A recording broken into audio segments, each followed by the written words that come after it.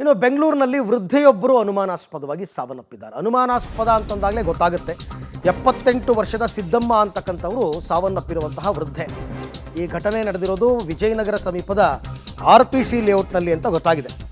ತಮ್ಮ ಸ್ವಂತ ಮನೆಯಲ್ಲಿ ಒಬ್ಬರೇ ವಾಸ ಇದ್ದರು ಸಿದ್ದಮ್ಮ ಅವರು. ಸತ್ತ ನಂತರ ಸಿದ್ದಮ್ಮ ಅವರು ಧರಿಸಿದ್ದ ಕಿವಿಯೋಲೆ ನಾಪತ್ತೆಯಾಗಿದೆ.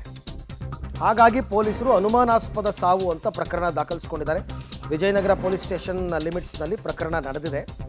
ಏನು ನಡೆದಿರಬಹುದು ಅಂತ ನಾವು ಕೂಡ ಅಂದಾಜು ಮಾಡಬಹುದು.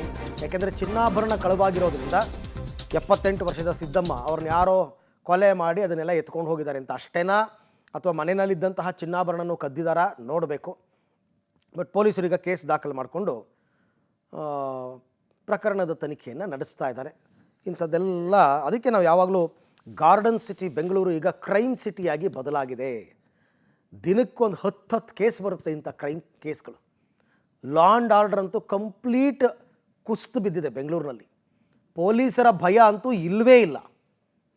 ಹಾಗಾಗಿ ಇಂಥ ಪ್ರಕರಣಗಳು ಮೇಲಿಂದ ಮೇಲೆ ವಿಪರೀತವಾಗಿ ನಡೀತಾ ಇದೆ. ವೃದ್ಧೆ ಒಬ್ಬರೇ ಇದ್ದರು, ಯಾರೋ ನೋಡಿದ್ದಾರೆ, ಗೊತ್ತಿರೋರೆ ಎಲ್ಲ ನೋಡಿದ್ದಾರೆ, ಒಬ್ಬರೇ ಇದ್ದಾರೆ.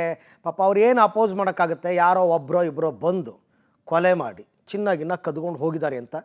ಅಲ್ಲೆಲ್ಲಾದರೂ CCTV ಅದು ಇದು ಇದ್ದರೆ ಪೊಲೀಸರು ತನಿಖೆ ಮಾಡಿ ಅವ್ರು ಯಾರು ಏನು ಎತ್ತಂತ ಪತ್ತೆ ಹಚ್ಚಬೇಕು. ಜೊತೆಗೆ ಈ ವೃದ್ಧೆಗೆ ಮಕ್ಕಳಿದ್ರ ಅದೇನು ಕತೆ ಅದೆಲ್ಲವನ್ನು ನೋಡಬೇಕು. ಪೊಲೀಸರು ಈಗ ಪ್ರಕರಣ ದಾಖಲಿಸ್ಕೊಂಡು ತನಿಖೆಯನ್ನು ಮುಂದುವರಿಸಿದ್ದಾರೆ.